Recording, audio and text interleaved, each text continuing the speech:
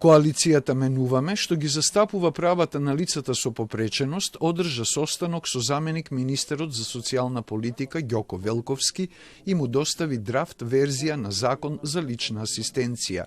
Овој гест е поради кратењето часови за лични асистенти на лицата со попреченост од март наваму.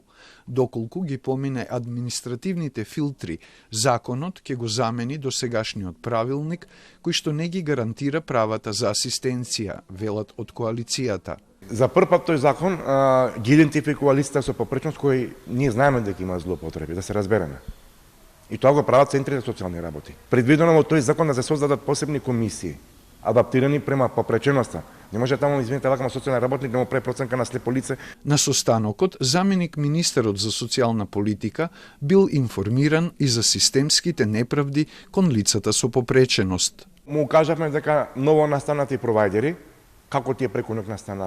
Закон правилникот вели најмалку 3 години треба да имаат постоење на таа, како провајдер за да дава услугата. Понатаму, му кажавме дека се случува од страна на одредени организации да се злоупотребува во услуга.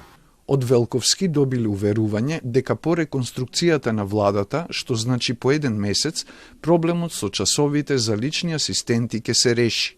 А заменик министерот од коалицијата добил и предлог закон за онлайн регистрација на деца и лица со попреченост и со посебни потреби. За состанокот, од Министерството велат дека сите предлози и иницијативи, изнесени од страна на коалицијата Менуваме, ќе бидат внимателно разгледани со сериозен и одговорен пристап, а во рамки на законските можности и надлежности.